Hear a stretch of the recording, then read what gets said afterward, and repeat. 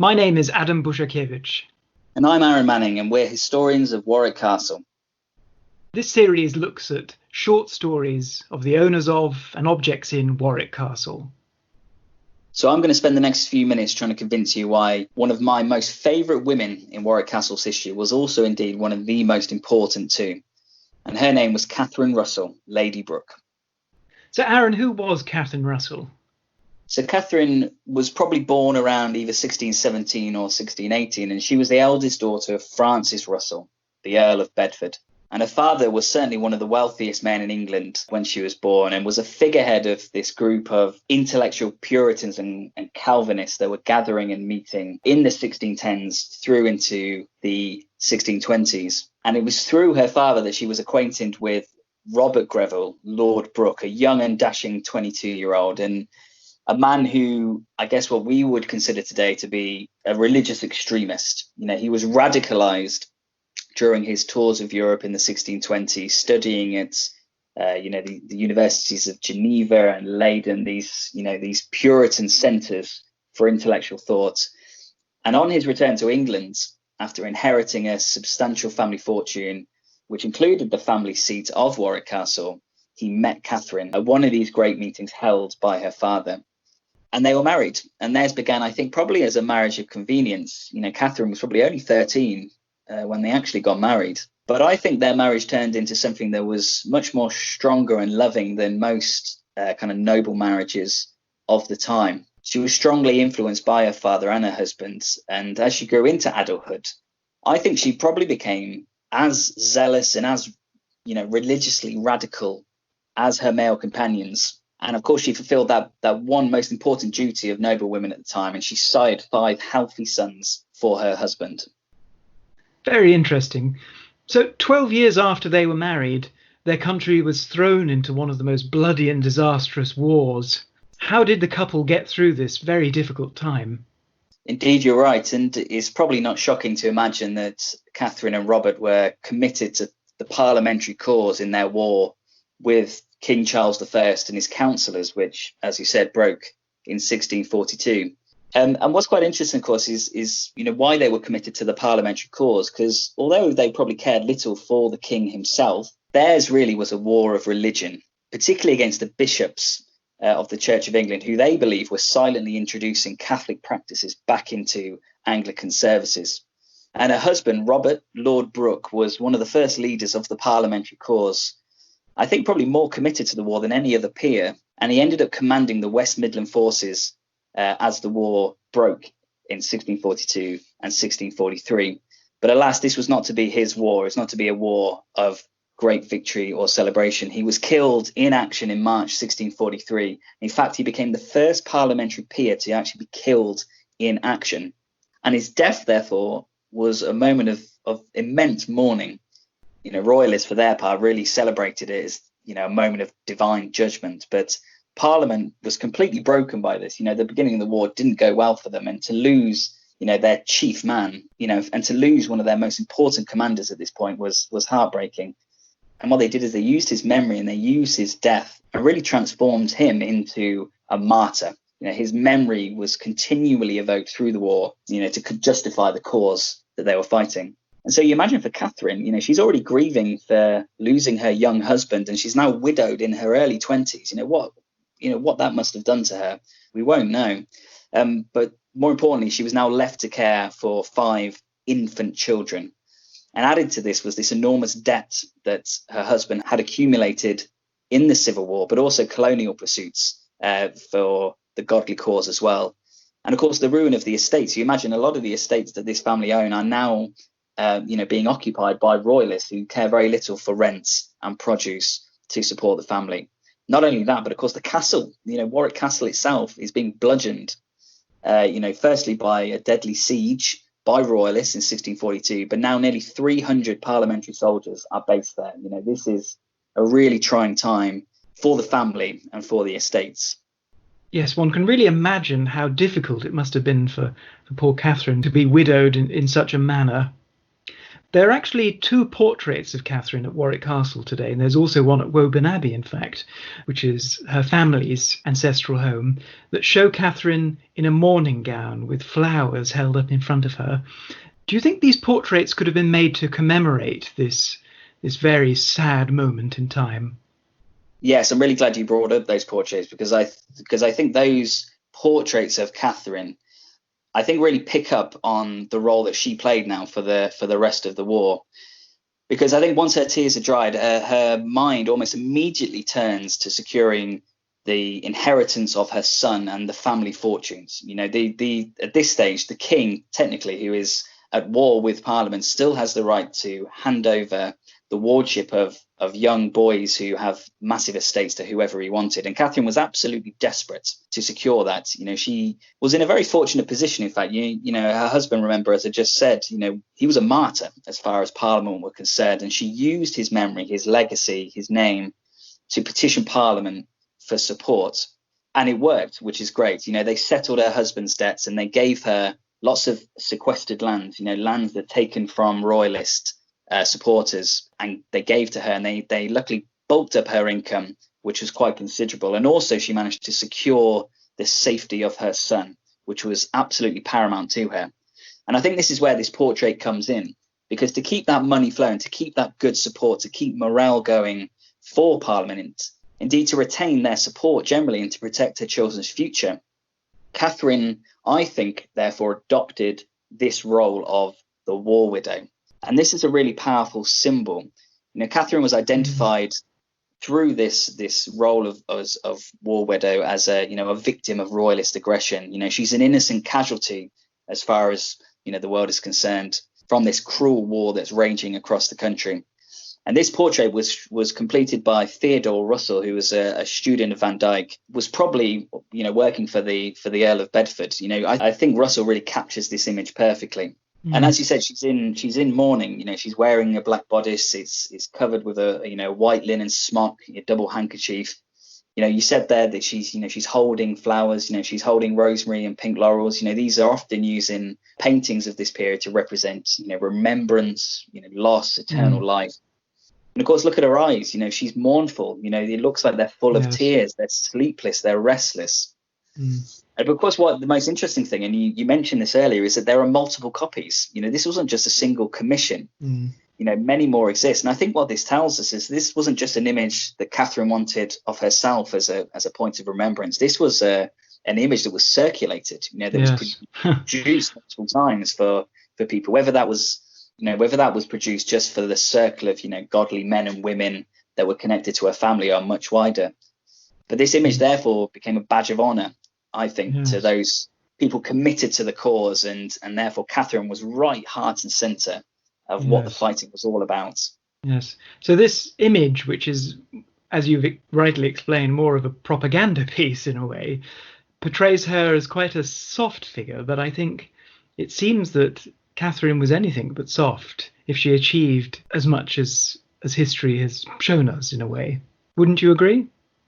No, you're absolutely right. And I think why this painting, therefore, is so important is because it worked.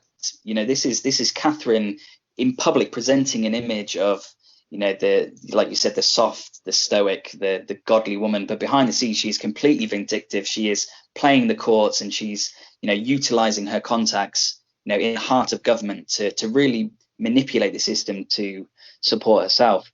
And she received enormous support, you know, from Parliament. She was able, by the end of the 1650s, to settle her husband's debts and to raise her family in extraordinary luxury. And this is another really fascinating point, I think, about Catherine is, you know, from this image, you know, the single image that survives of her, we get this image, almost a stereotypical image of the Puritan woman, you know, stoic, godly, stripped of her kind of worldly possessions. But in private, Catherine was a very vivacious and magnificent stylist. You know, her household accounts throughout the 1640s and 50s, you know, they reveal this world of color and vibrancy. You know, they're buying fashionable clothes from far as away as Asia and the Americas. You know, they're having dancing and singing lessons. She's traveling, you know, across the UK. She's going to visit friends, family, you know, the healing spas of Bath. She's buying books on the latest political and theological theory. Her children were sent, to be educated at St. Paul's School, Eton College, Oxford University, all centres of great teaching, but committed to the godly cause too. And she's buying, rare and exotic birds, parrots are being brought, for her children. Quite amazing. So it's obvious that she kept her family afloat during this very difficult period of English history. So what happened in the 1650s after the Civil War? Catherine was so committed to, the preservation of her family. In fact, what's really revealing about these household accounts is that Catherine is meticulously counting every penny. Every account book bears her signature, approving them. She's clearly going through line by line to ensure, every penny is being spent well.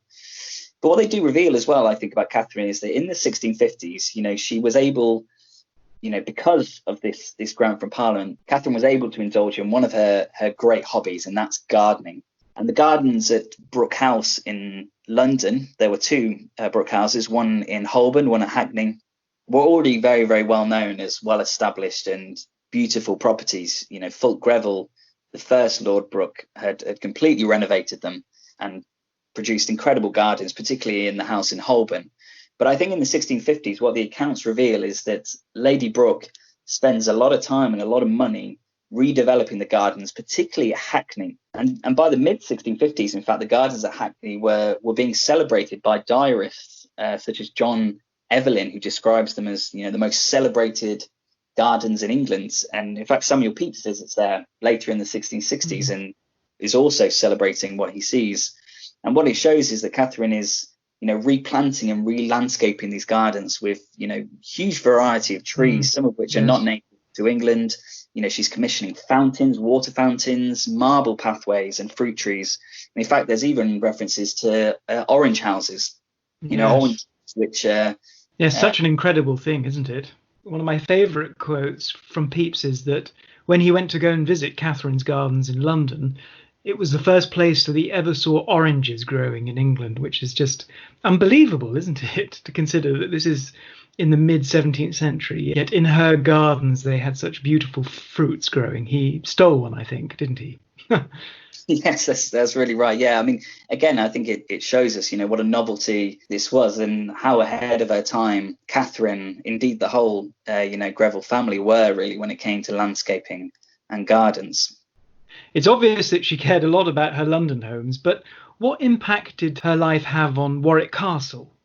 Well, through her role as a widow, a patron and mother, I think Catherine was absolutely critical to ensuring the survival of Warwick Castle through this tumultuous period. Not necessarily for herself either. I don't think she necessarily looked at Warwick Castle as her own home, but clearly her children were so important to her, and the survival of her family, the dynasty that they belonged to. And I think it's safe to say the castle was in a bit of a mess after the Civil War.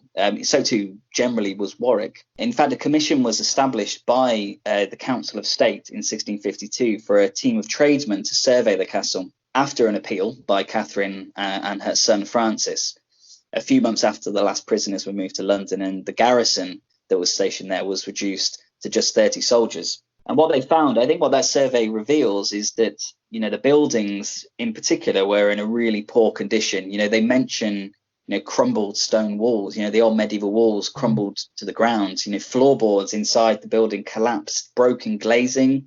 The gardens that were planted there by, the first Lord Brooke were almost totally destroyed. And the whole service area, where there's a brew house, there's a kitchen, there's, a wash house, were in total disrepair.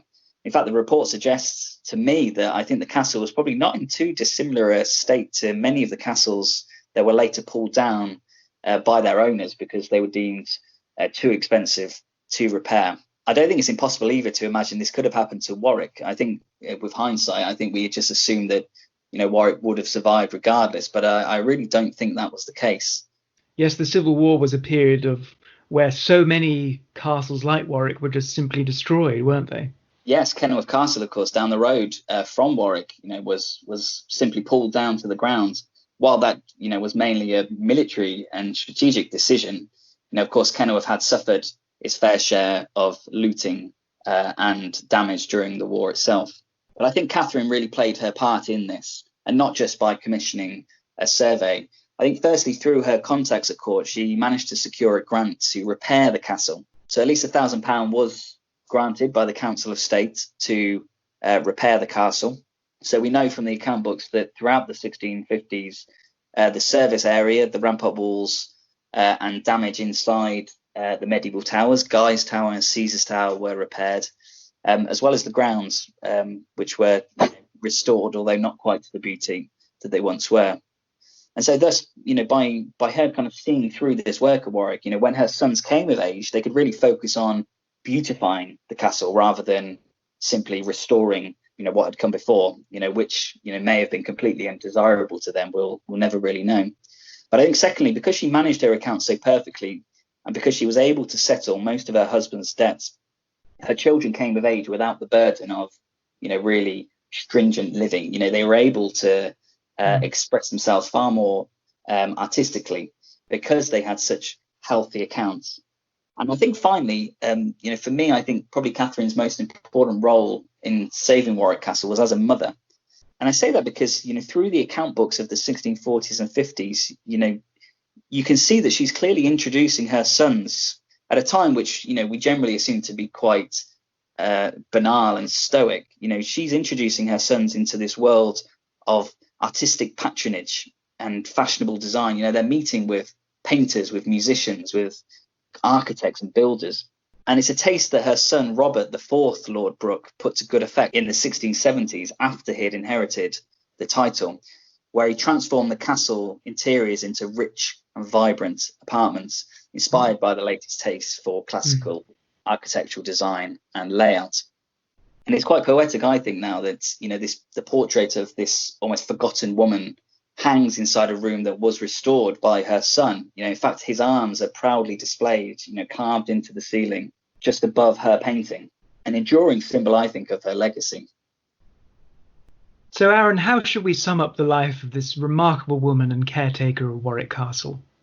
Well, the end of the Civil War, for me, represents a moment when the future of the castle and the family could have taken a very different path if left in different hands, the wrong hands. And I think Catherine must have been full of pride, when she died in 1676, the age of 58, 59, that she had seen her son transform the castle into this incredibly beautiful house. And for me, why I think she is probably one of the most important women in Warwick Castle's history is that because of her energy, her compassion, her role as a widow, a landowner and a mother, that Warwick Castle was able to survive this really great test of strength and survive into the modern age.